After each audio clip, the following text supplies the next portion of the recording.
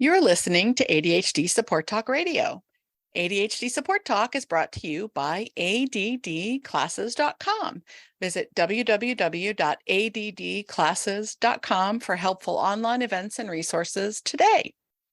Well, I want to welcome you back to ADHD Support Talk. I'm your co-host, Lynne Edris. I am a productivity coach and a woman with ADHD myself, so I help overwhelmed professionals reduce procrastination, improve time management, and get more done with less effort so that they have more time, more energy, and even more money for what they love most. So like I said, I am a woman with ADHD myself, guys, so I have been where so many of my clients are and where so many of you may be as well. I have lived in a constant state of chaos and overwhelm and underperformance for many years, and I've come out the other side, so to speak, to live a life of more success and fulfillment than I once dreamed was possible for myself. And I really do believe that every single one of us can share the same success or whatever version of success you want for yourself. You can learn more about me and what I do and the programs and services I offer at www.coachingadvantages.com.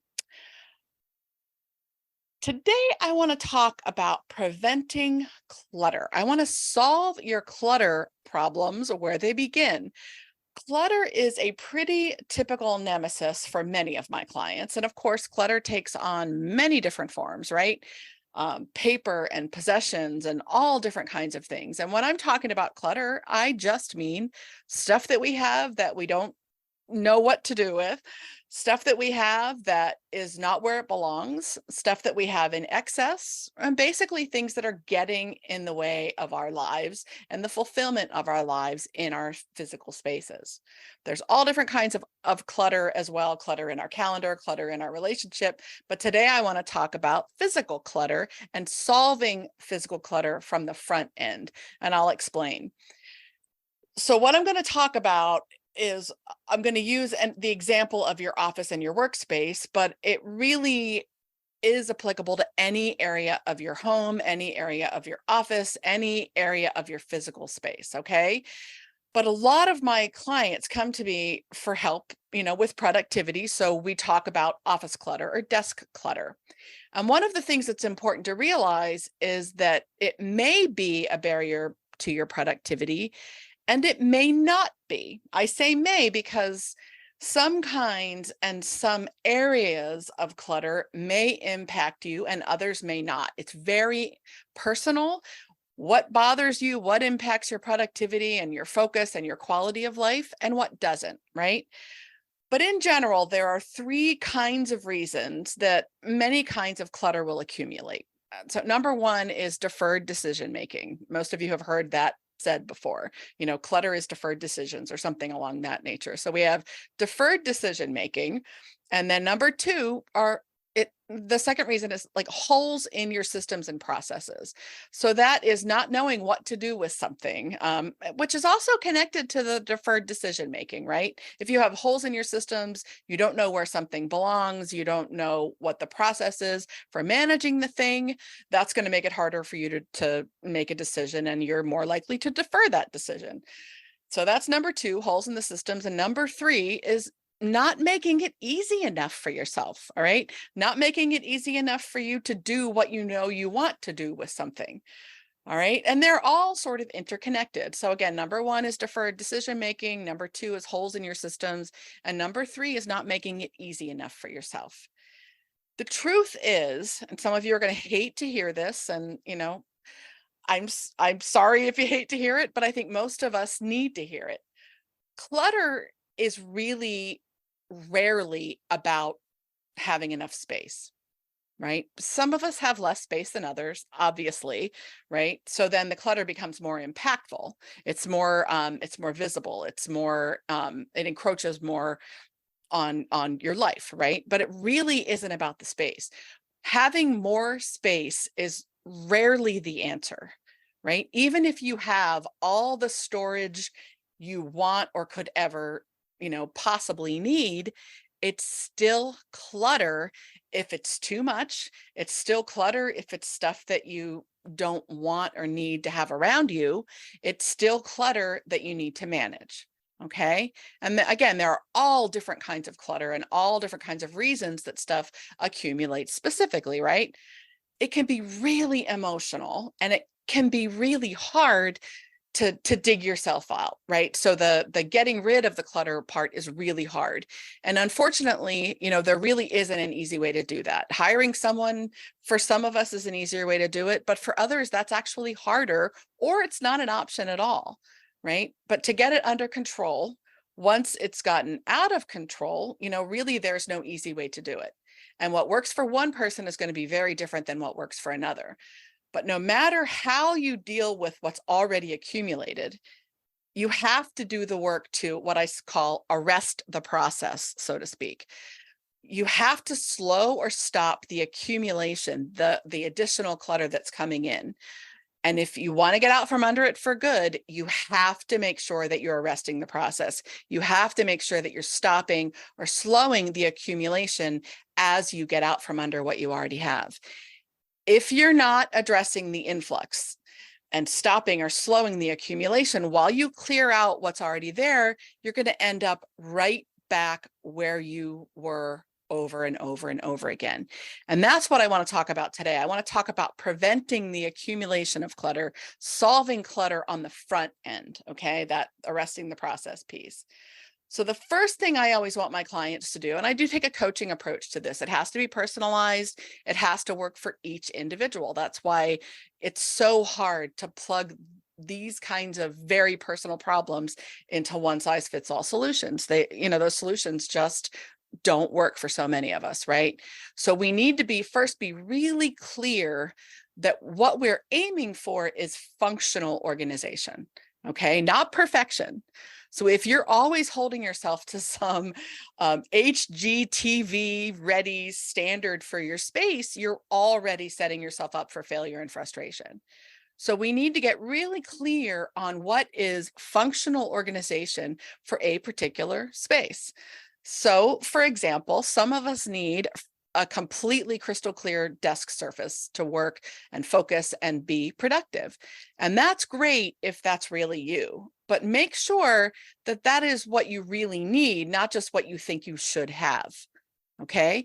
I am not one of those people. Okay. I am not one of those people that needs or thinks they need a crystal clear desk surface.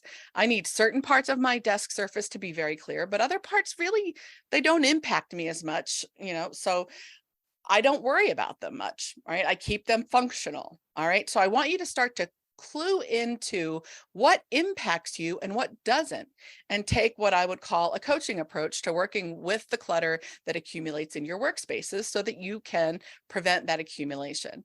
And again, this could be just as applicable to clutter that develops in other areas of your home and your office as well. So using your office or your workspace for an example, I want you to really answer the question for yourself. What is functional organization for you in that particular space? What does that mean specifically? What does that look like from a practical perspective? Okay. The more clear and specific you can get on this, like in a practical way, the more helpful it's going to be. All right.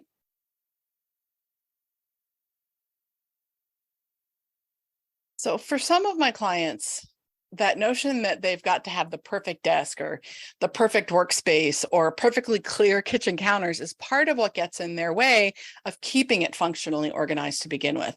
So I like to help my clients analyzing it clear on specifically, what do you need? What is good for you? What is sufficient for you? What is functional for you and what is not? All right. And then we want to look at, what are your processes or your habits, your behavior, your workflow?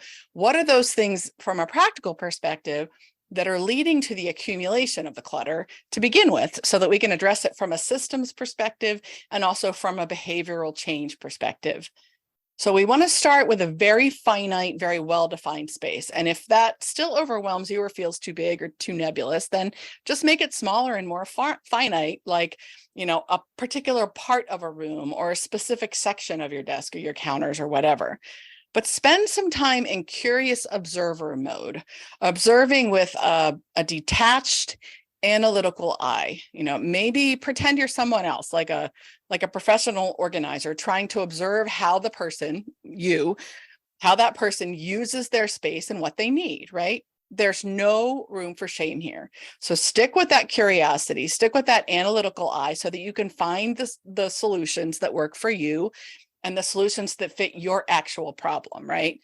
Again, there's no room for shame in this process. So sticking with that curiosity, sticking with that analytical eye is really important so that you can find solutions that actually fit for your personal problems that are creating the clutter to begin with. So some helpful things to observe can be things like, how do you feel when you sit at your space or come into the space? What concrete specific parts or areas of your space make the biggest difference in your focus and your performance and how you feel about the space when they're extra clear? What parts of your space don't really matter to you? And then where's that threshold? Where's the limit to that? Okay. Where's the threshold for it to become overwhelming or to start to feel like it's unwieldy or it's holding you back or it's uncomfortable or it's creating a project in terms of what you have to do to get it back to sufficient, right? Where's that threshold for you? Also, pay attention to when you spend time searching for things or searching through things in that space. So if we're talking about your desk, pay attention to when you're digging through the papers that are on your desk looking for something. What kinds of things do you have trouble finding? Where do you find them? How do they end up there, right? It's probably an indication of a hole or a gap in your systems and processes. So what you're looking for is, how do these things accumulate from a practical perspective? So for example, if you make piles or tend to stack stuff or things, and those things tend to accumulate in a particular place, is there a pattern to how you put things there? Or is it totally random? What kinds of things accumulate there? What do those things have in common and how do they get there? All right. So we're always looking for why and how do they accumulate so that we can look for things like, what are the barriers? What is it that makes them land here and stay here? Do I not know what to do with them? Is it too much of a hassle to put them where I know that I want them to go? Is there a reason I feel they need to live here? That's a big one for a lot of my clients. A lot of my clients accumulate stuff in their spaces because they feel like they need to hold on to those things for visual reminders or visual cues because of that fear of, out of sight, out of mind. So if I put this piece of paper or whatever it is away where I know it belongs, I'm not going to remember to take care of the thing. Okay. And I'll talk more about that in just a moment. Where are the holes in my systems? Where are the gaps in the flow of things? As paper comes into your house, for example, where does the bottleneck tend to be created? What kinds of things, are in that bottleneck? Meaning, like, if you bring paper in and it ends up on your counter and it stays there forever and a half, why does it land there? Right? So paying attention to the very specific things. And if you are holding on to things to keep them in sight so that you don't forget about them, that's a huge indicator that you have some holes in your systems and processes, especially with respect to task management, right? A solid system for task management will be what supports you in getting done what needs to be done so that you don't have to have everything in front of your eyes all the time, right? That's one of the things that surprises my clients a lot when they get their task management systems in good shape. They don't need to have stuff out and in view because they have another way, a more helpful and more efficient and effective way to be reminded of what needs to be taken care of and what they want to take care of. So sometimes the problem with paper or other things accumulating isn't actually about the stuff itself or not knowing what to do with the stuff or even not being able to decide what to do with it in the moment. It's about us trying to use those things as cues to remember to take care of something. And when we're feeling we need those cues or clues to remember to do what matters, again, that means you don't have a solid task management system in place. For some of us, and I would raise my hand like really high, like as high as I can for this one, because it's totally me, when it comes to clutter in my workspace and actually in my home as well. Clutter and messiness tends to be sort of cyclical for me. So I eliminated a lot of pressure, a lot of guilt, a lot of shame, and just a lot of struggle myself when I realized that that was just kind of how I work, right? So cleanup, which I actually call getting back to good, is just a part of the rhythm of my work. And I need to make sure that I make time and room for that without shame or guilt or self-flagellation or any of that sort of ugliness that we do to ourselves internally, right? It's just something that has become part of the rhythm of how I work. And again, it took a lot of pressure off myself when I accepted that. And it actually made it much easier for me to keep my office functionally organized more often than not. All right. So once I realized that whenever I go through a busy time, or I'm under a crunch or under a gun for a project or a program or something, I'm going to make a mess. And that's all just part of how I work. At the end of the project, I've got to account for a little extra time on a weekend or a little extra time spread out throughout the course of the week to get things back to good. But there's no guilt and there's no shame anymore because I've just accepted that that's how I work. And it made a really big difference in the amount of pressure I've felt and in how much easier it is for me to actually get things back to sufficient or back to good or back to my level of functional organization. So I hope I've given you guys some things to think about and that you'll really start to look at the clutter and the stuff that accumulates for you from a more process oriented and a more behavioral oriented lens, so that you can start to arrest the process. You can stop the accumulation as you get things where you want them to be, to have that functional organization that you want to help you be more productive and more efficient and more effective, all for the sake of having more free time and free energy and free focus, free bandwidth for the things that matter most to you, right? That's what this is all about. It's about freedom and it's about fulfillment. It's not actually about crossing more stuff off some list each day. So again, I hope I gave you guys some things to think about. If you have questions or thoughts or ideas, please feel free to share with us. Let us know what works for you, what doesn't work for you. Ask questions and join us in the ADHD Support Talk Facebook group. We're happy to connect with you there and support you there as well. If you found the podcast helpful, if you enjoy it, we would really appreciate it if you left us a 5-star review on iTunes. The more 5-star reviews we get, the more people can find us and the more other people can get the help and the support that they need.